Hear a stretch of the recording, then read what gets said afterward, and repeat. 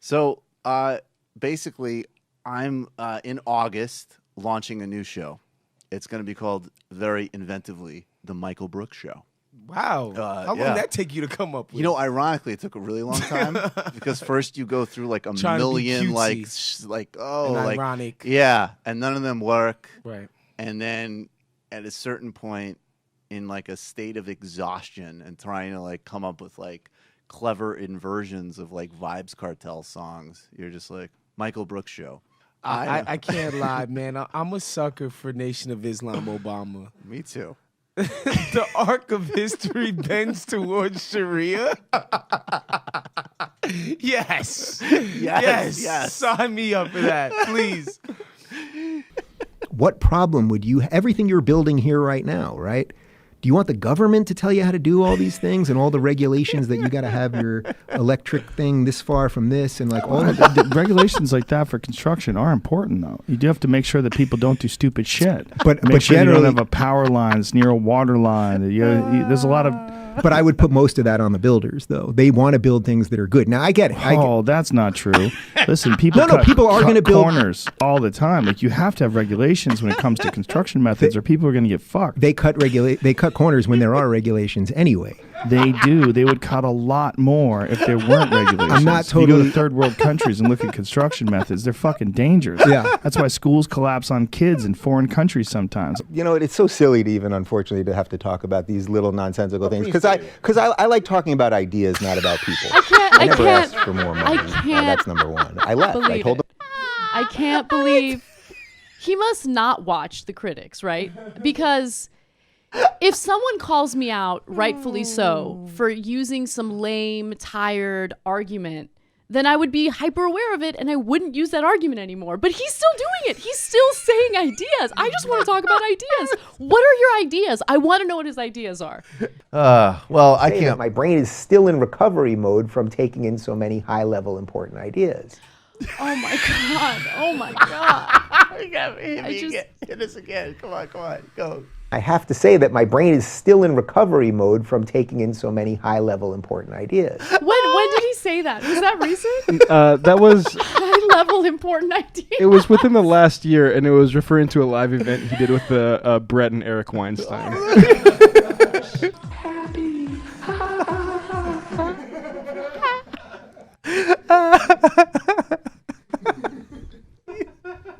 That's such an incredible concept. Nothing to worry about at all. Just relax. Just relax, Dave. Just ideas. Just ideas. Just rational thought. Just rational thought, Dave. Think rationally. Think rationally. Ooh, mean feminists on college campuses not thinking rationally. He's sitting there in complete boredom, just like, yeah, well, you know, there was Jacob Javits, and there was moderates, and there was... Jesus Christ, he's a nice kid, but he's not the brightest. And all of a sudden, wait, the Angels got Hernandez. What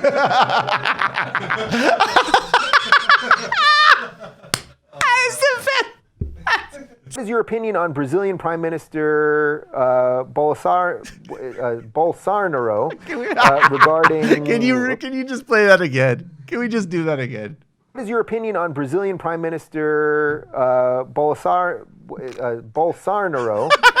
regarding... Oops, there's a lot of things moving here. Bolsonaro. What is your opinion on Brazilian Prime Minister Bolsonaro?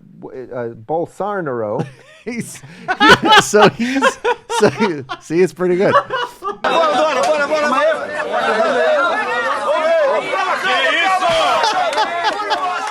Oh, what the fuck is he doing?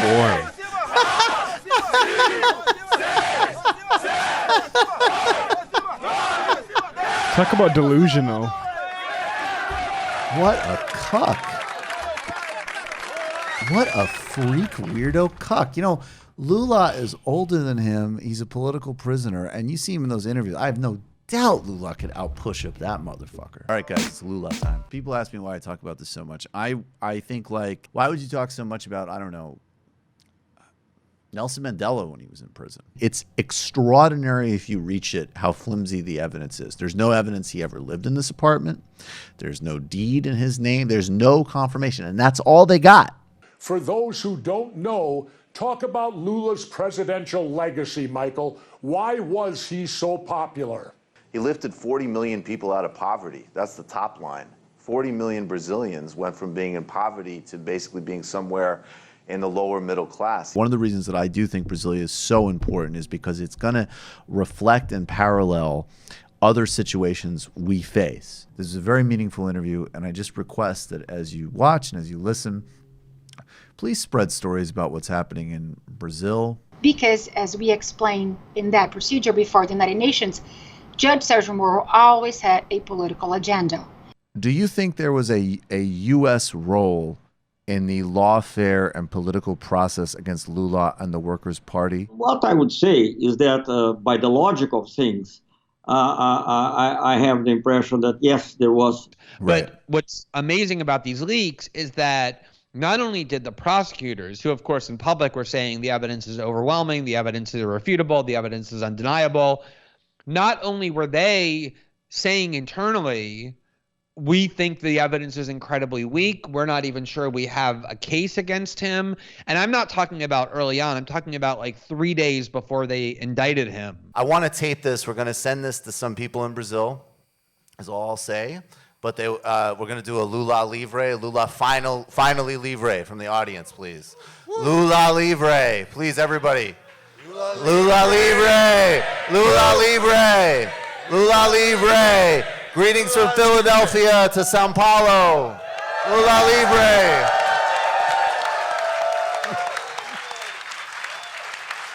Michael traveled down to Brazil. I'm not sure exactly where. Where was he? I don't know. I don't know what the specific location was. And he interviewed Lula.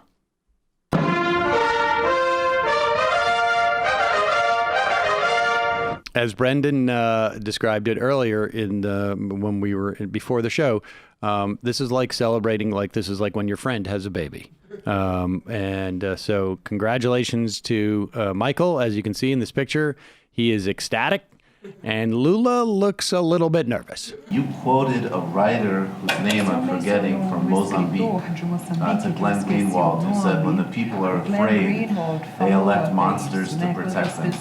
And I want to know two things about this. One, I know, of course, we need a program, policy, intellectual program, but are there spiritual or emotional qualities a leader needs to help take the people out of fear, have some sense of hope, and, if I may, is Bernie Sanders that kind of leader? Será que Bernie Sanders seria esse tipo de líder? Sabe, eu sonho, sabe, se o Sanders ganhasse as eleições, a gente poderia sonhar, mesmo sabendo que um presidente americano terá por detrás dele, sabe, toda uma máquina armamentista poderosa que, sabe, às vezes dificulta a ação democrática do presidente.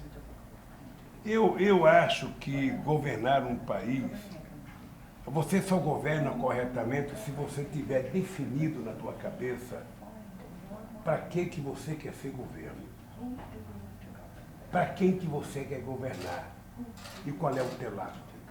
This is Cornel West talking about the courage to love, and I don't think we should shy from these words, and I don't think we should shy from, whatever way you take it, the spiritual work. And that's one of many reasons, obviously, that I admire Cornel West so much, is I do think that I wish there was a better word, but that spiritual dimension, that connection of the humility with yourself with the real bonds of empathy, because there has to be a actual corollary with the material efforts, or it is not going to happen. It is no one else with the sort of age and stature right now holding all of this besides Cornel West. I mean, I cannot emphasize, he is absolutely the most important public intellectual we have, and we have an abundance. So he's got to check and see what the polls say. And he So good. You know what I love? I love that he has two modes. So when he says something like, Bernie Sanders is my, vanilla brother. You go, okay, well, here's the soliloquy coming. And then what's awesome is that when he says Joe Biden's is a good man, then it's like, the soliloquy's coming. Like it's the same starting point for total exaltation or complete shade. Thank you. And it's an immense honor to be here, including definitely with Dr. West, who is an influence on me. And one of the major reasons that he's an influence on me is because of that synthesis and the ability to hold multiple truths. That we have to have some sense of a capacity here to do something with democracy, and then also not lie and deceive ourselves about what we are and what capitalism is and what empire is. Make a long story short, we spoke on the phone a couple of days ago, and he's going to be on the show next Tuesday. So nice. I'm super stoked. Hey. I am super stoked. Dr. West, thank you so much for doing this. Brother, I'm the one who's blessed, and I want to salute you, not just for the work you do here on the radio, but your recent text against the web, dealing with some of these right-wing intellectuals, trying to keep them accountable. And you do a marvelous job, and it's just a blessing to be in conversation with you, though, brother. Indeed, indeed. The blues, of course, is tied to a kind of defeatless hope. That the hope can never be crushed, but you're going to get pushed back and probably lose anyway, but you keep coming. I'm very happy to welcome to the program Slavoj Žižek. I have no doubt that you've heard of him. He's written... I'm more happy than you to be at your show. I love it. A true leader is not the one who knows better than you what do you want. A true leader is the one who makes you aware of what you are able of your freedoms. But I love this joke. A handful of middle-aged Jewish ladies are out for lunch, and the waiter comes in the middle of the meal and he says, "Is anything okay?" This is my favorite right now. Oh, yeah. So maybe, unfortunately, I hope you had the same thing as me, or I rather don't hope in my mind that's what we are. That's my attitude when I look at the news. Like, is anything exactly. Okay? Is anything good that you hear in the news? To me, obviously, Adolf Reed, primary intellectual influence on me, incredible hero, brilliant intellectual. Cornel West has meant a lot. Slavoj Žižek's meant a lot, and Noam means a lot. Joining us now.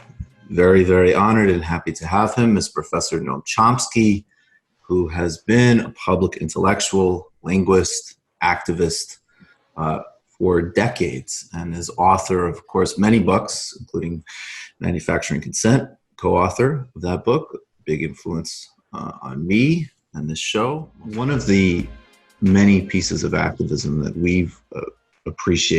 I've appreciated immensely that you've been involved with was advocating for President Lula when he was a political prisoner.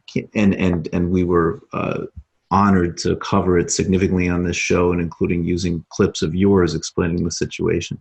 Trump is actually, this sounds strong, but it's true. He is the worst criminal in human history. Undeniably. Well, I just want to note, first of all, you're always at a bit of a disadvantage when you're up against an accent. So I just want to have that noted in the playing field. So I support Ilhan Omar. I don't buy, and I also, in fact, support Corbyn, in fact. And the reality is that these things are going to become debated on the merits. And we're not going to have a false equivalency and actually drag down the profoundly serious issue of anti-Semitism by equating it with all criticism of a sovereign nation state that administers apartheid in reality. You are doing this and you're saying it in a way that that person's going to see. And the same could be applied to Dave Rubin and Sam Cedar dunking on him all the time. It's kind of the same thing, and Michael Roberts as well. It's the same Pause sort it. of thing. Michael Roberts. So I first saw this, and I honestly... That's gotta hurt. Was that just like a knife through the chest right there? I actually honestly thought it was really funny. And I was thinking of, before we pull this tweet up, don't pull it up just yet. But I thought that Michael Roberts would be a hilarious character. Like I could do Joe Rogan, like the thing of like the problem with David Rubin is like he wants to talk about ideas, but like if you're going to enter into that idea dojo, you have to be a black belt. I mean, there's a lot of, I understand Frederick Douglass making a lot of the right noises, but I have a lot of concern about what it actually means when the Negro actually is in the main house. And I shouldn't be condemned for saying that. It's somehow if like Sam is calling him to whine. Because you could see like with Obama, it would just be, I think what Sam misses is that we need to build bridges in order to deal with the problem. Yeah. And then it would just be like, somehow George Bush would be like, so we just set off a brand new drone program in Pakistan, but I'm guessing you have a problem. I didn't say something about a thought experiment on national television in order to encourage yahoos to harass people who own 7-Elevens. Go ahead, Sam, bother me with your nonsense. This is I, Nelson Mandela, from Robben Island. I'm going to need a great deal of space right now. The way Steve Biko spoke about me at the meeting, I don't know if we can do rebel operations in Mozambique until I have 10 months of self-care. Tulsi Gabbard. Raisins. Actually, he was enormously well behaved, I have to say, by his standards. Could very easily see like him becoming a, why don't people vote for fucking Tulsi Gabbard? Jesus Christ, the pure, sheer human beauty. Do you remember when he got caught on tape, Hot Mike, talking about how hot Melania was? Oh, I vaguely remember. Literally, that. it was amazing because he literally, it was like a, oh my God. This pure descent of the divine goddess. Oh my God. Thank you. Oh Lord. In 1971, I had a conversation with a retired beat cop, and he liked Ed Muskie, and he liked Franco, actually. You know, a lot of people don't like Franco, but a lot of people admired Franco. You can think what you think one way or another. We got to ask where people are standing. And I got to tell you, this beat cop, who I met in 1971, I think he died many years ago, he would not vote for Bernie Sanders. And the Democratic Party needs to ask itself, will Chris Matthews' imaginary friends vote for Bernie Sanders? All right, guys. Peace and love. Lula Libre, Bernie. See you soon. What's your name? Do you want to come on? All right. This gentleman grabbed the camera and thank you. Many people know me. My name's Tom from Yakubia. Tom from Yakubia. I do know you. Oh my God, that's awesome. That's hilarious. Bernie 2020. Bernie 2020. Medicare for all. Medicare for all. Anything else? A place for everybody to sleep. A place for everybody to sleep. We're running out of like bucket list guests. Revealingly, in my weirdo version of a bucket list, we've hit all of them as soon as Cornell's on. Like Lula, Adolph Reed, Zizek, Cornell West. Like I don't like. Yeah, done. The bucket list interviews have been hit.